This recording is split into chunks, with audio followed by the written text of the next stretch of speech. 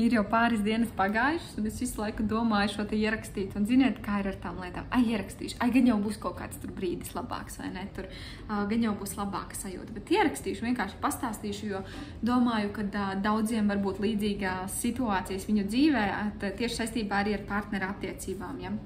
Kā mēs iedarbojamies caur dažādām traumām.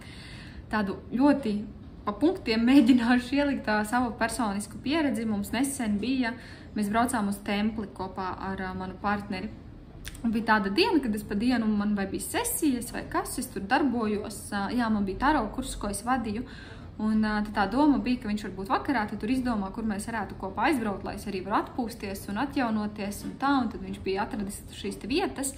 Un tā kā mums vēl darbu sarakstā ir šie lielie Šrilankas tempļi, mēs iesākam ar tādiem mazākiem, lai atvērtos vēl tai sajūtai un tām pieredzēm, un tīpaši mums patīk meklēt tādus apslēptos dārgakmeņus, ja, kas vakardien arī viena sanāca atrast, bet par to būs cits stāsts. Ja. Uz šo konkrēto mēs aizbraucam, un mēs ieejam iekšā pa vārtiem, un tur es vēl nobrīnos, ka nekur nav tā kā jāmaksā. Un mēs vienkārši ieejam un sākam sajust, un, protams, kā jau tempļi, viņi parasti ir uzbūvēti. Tīpaši šeit ir nedaudz lielāki tādā brīvākā vietā, kur ir kalni un apkārt kaut ko var redzēt. Un mēs tādu kā pirmo tādu enerģētisko gaisa ieelpu izdaram, un pēkšņi sāk no aizmuguras kaut kas kliegt un skriet mums pakaļ. Jā. Un apmēram tāds, ja tur kaut kāds tur atraugājoties, tur smird, tā kā, zin, tā enerģija tāda smirdīga, nepatīkama, ja, un es jau jūtu, kā Reinim savibrē tā viņa enerģija, jo viņam ir ļoti liels atgrūdiens pret pieprasījumiem, ja. Man tā, kad es uzreiz saprotu, ka es negribu būt ilgstoši tā cilvēka klātbūtnē, jo man stāvot, ka viņš stāv manā enerģētiskajā laukā, es jūtu visu to zarazu, kas viņam ir viņējā, un man galīgi nepatīk, tīpaši es mēģinu vēl noskaņoties uz to telpas sajušanu.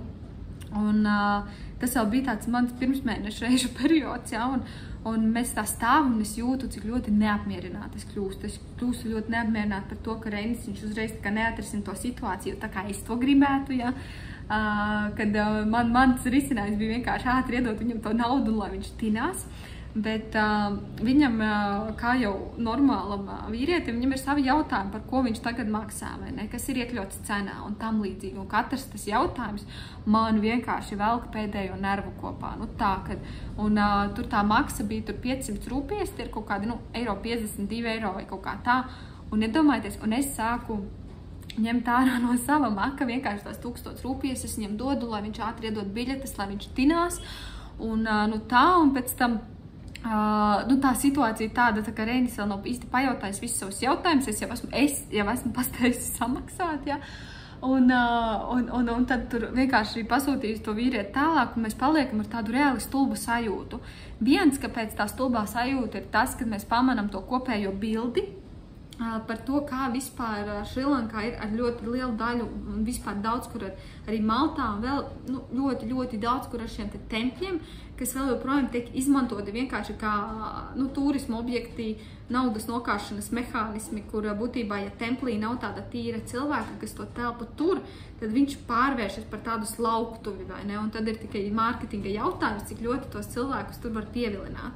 Un, protams, ir kaut kādi senie tempļi, kur cilvēki, kas ir jutīgāki un kas tur pasēž ilgāk pameditē un tā, kas var savienoties, bet būtībā tas neapzināto cilvēku slānis ir savu nospiedumu daudz kur atstājis. Un ir šīs te vietas, kas tiešām tikai ir naudas mehānisms, ja.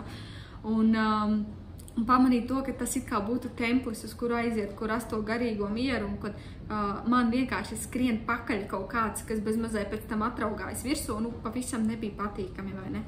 Un tajā manā pirmsmēneša sajūtā es vispār enerģētiski iesprūdu, es vienkārši kaut kādu brīdi nevarēju pakustēties, ne templī varēju ieiet, neko.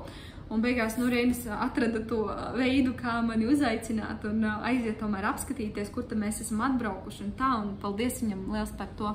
Un nākamajā dienā ar savu kakao mēs runājām par to, kā tad šādās situācijās mums rīkoties.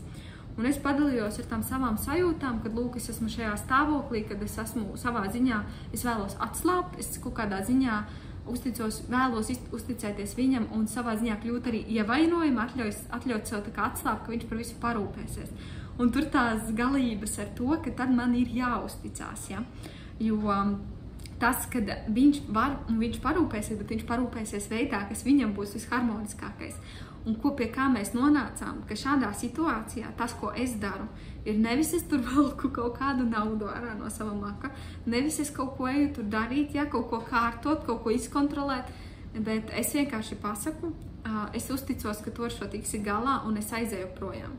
Ja es esmu tajā templī, es vienkārši, es esmu sākusi baudīt, kaut kas tas skrien pakaļ, man ar to nav jātiek galā. Es varu pateikt, es tev uzticos. Un tad viņam atverās tā telpa, ka pirmkārt viņam uzticās, viņš saka, ka jā, ka tas ir tas, kas viņam arī palīdzētu, jo viņam vajag to telpu pasūtīt 3 mājas tālāk tādu reāli cilvēku, kam būtnes no visām pakaļām ārā 3 mājas tālāk un atļaut atgriezt viņam to enerģiju, ar kuru viņš viņam vispār nāk virsū, kas viņam kā vīrietim var būt ļoti veselīgi, jo tad viņam nav tāds, man te ātri kaut kas padrusciņai, tur jāizdara, tikai, lai redz, ka manai sievietei būtu labi, kad es varu darīt tā, kā es gribu, un ja es beigās noskaidroju visus šos te aspektus, un es saprotu, ka tā nav mums harmoniska vieta, kur būt, tad viņš atnāk pie manis un pasaka, nē. Un kā viņš to var uzreiz pieņemt to lēmumu, tāpēc, ka viņš pilnībā zina manas vērtības, viņš zina manas kvalitātes, kas, piemēram, varētu būt, kad arī mēs abi divi ir kaut kādas tās summas, ko mēs esam gatavi atstāt tajā vietā, ja mums viņa ir, nerezonējoša, nosacīti tikai intereses pēc, ja, un būtu, piemēram, kaut kādas vietas, kur te un tu jūti tā telpa reāli tukša, mēs ieiesim un mēs neiznāksim ārā tīri, bet, reāli nokāsti enerģētiski arī, un ka tur nav jēga pat ieguldīt arī mūsu šo te, ja atbalstītu egregoru ar finansēm. Mums ir tās lietas izrunātas, un vēl joprojām mēs viņas turpinam slīpēt, lai šādās reizēs, ka mēs nonākam tādās situācijās, lai gan es varētu kā sieviete plaukt, justies drošībā, palikt tajā savā enerģijā, un arī viņš kā vīrietis, viņš varētu justies, kad viņam uzticās pats, šitas bija, un es īstenībā šo esmu sākusi spēlēties, es tā varētu teikt, jo arī tagad mēs pirkām biļetes jau uz Latviju, mēs pirkām. Un viņš skatās tos lidojumus, viņš tur stundu laiks, mēs tomēr esam otrā pasaules malā, un viņš sāk man dalīties ar tām niansēm, un tajā brīdī, kad es viņam pasaku, tu zini, es īstenībā tev uzticos, ka tu spēsi pieņemt mums abiem visharmoniskāko lēmumu, jo es zinu, ka tu pats ņemsi vērā to, kas tavam ķermenim visharmoniskākais, tu ņemsi vērā to, kas mums finansiāli ir ok, un tu ņemsi šīs lietas vērā, un es ticu, ka tu atradīsi labāko. Un tajā brīdī, viņam tas, man nav par tā, ka man pēc tam, un pēc tam ir būtiski, ka es neeju un nepārmetu par to katru sīkumu, ja man tur kaut kas tur, nepatīk, vai ne, jo, ziniet, tas ceļojumu posms ar koferiem, tik daudz, cik mums ir līdzi, crazy, tas var būt ļoti patērējoši, tas var būt ļoti smags, bet, tur atkal tas, ka es nepārmetu, es tiešām uzticos, un tas ir tāds darbs, kas ir visu laiku, un mums arī nāk ārā visu kaut kādi paterni, visu kaut kādas bērnības lietas un iepriekšējo dzīvu lietas, bet tas ir tāds konstants darbs, un tieši būtiskais mums ir tas, kad jo labāk, kad ātrāk mēs spējam norēģēt un saprast, kas notiek, bet vismaz tad nākamajā dienā, lai pēc iespējas drīzāk atrast to telpu, kur izrunāt, kas notika un kā tad tālāk rīkoties tādās, kas būtu bijis tas, kas man, piemēram, pietrūka un bez kaut kādām tur pareizajām lietām. Vienkārši, man gribējās justies tā, es būtu gribējis, ka man vairāk ir kaut kāda veida tur konkrēts tur tas atbalsts un kas viņam būtu gribējies, tā. Nezinu, varbūt tu pamani arī kaut kur kādās no savām attiecībām esošajām, iepriekšējām kaut kādus šādus te paternus, un tāpēc arī mēs savā partneru attiecību kursā arī dosim šīs pieredzes tieši no arī personiskās dzīves, kāda ir bijis tā situācija un kā mēs esam savstarpēji viņu arī risinājuši, lai justos vienkārši forši, jo citādi tādu mazu sīkumu es varētu paņemt, tad jau viņš nevar par mani parūpēties, ja viņš man kaut kur aicina, tad viņš tur nav nodrošinājis kaut kāds lietas, es viņam nevaru uzticēties, un tas man ienes vairāk kontroli. Tas kontrole man nedod to brīvo enerģijas plūsmu, lai es būtu mīlestība, lai es būtu mīlošajā enerģijā. Un tad, kad sieviete pārstāja būt mīlestībā, pārstāja būt iedvesmā, pārstāja būt mūza, pārstāja būt Afrodīte, pārstāja būt karaliene, pārstāja būt vispār tāda patīkams cilvēks, ja?